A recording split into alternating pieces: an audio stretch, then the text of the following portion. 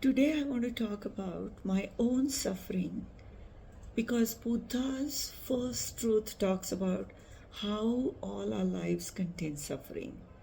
And that was his quest to help us to reduce suffering. And I'm hoping by talking about my own experience, it will give you some ideas to use some of the teachings that I have been recording and will be recording. Maybe you can use some of it to reduce your own difficulties. Suffering may not be the right word, maybe what we should say is difficulties. So when I went to my first Vipassana retreats is Buddhist style of meditation, which is a very psychological way of looking at yourself and looking at your own patterns. It was a very, very traumatic experience for me at that time.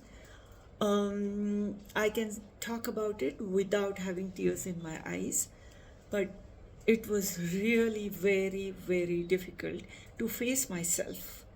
And what I learned about myself or my own patterns is the following. I was raised in a small town. I did very well in school. My parents were very, very proud of me. I did well in a lot of different things. And in a way, I kind of learned to treat myself or think of myself as entitled for getting special treatment from life.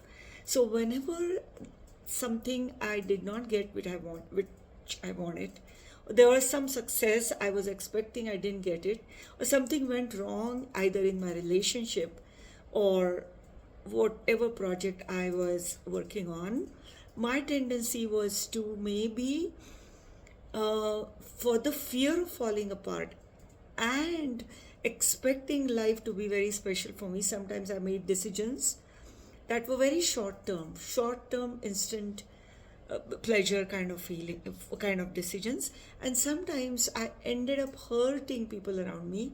I didn't realize it. I wasn't maliciously doing it, but I was just focusing on, maybe one can call it greed for life, or one can call it delusional because of some amount of self-grandiosity expected.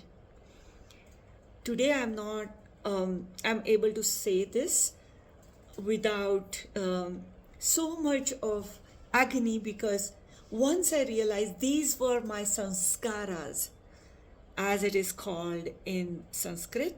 In Pali, they are called sankharas. And Buddha will ask us to maybe change what is given to us by our sankharas or sanskaras, or mental patterns, our habits, our instantaneous habits, to whenever we want something or whenever we hate something or whenever we want self-grandiosity. And when I realized that, that was a big revelation for me. I had not thought about it that way. And then I was determined to do things differently.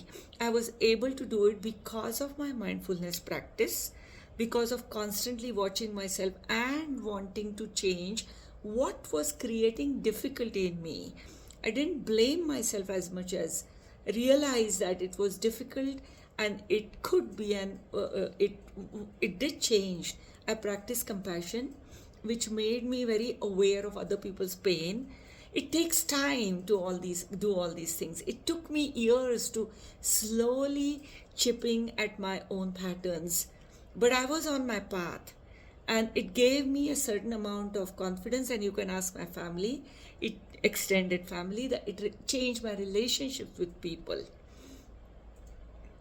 And I want to urge you to maybe be bold enough to look at what are creating difficulties in your life. What are your habits?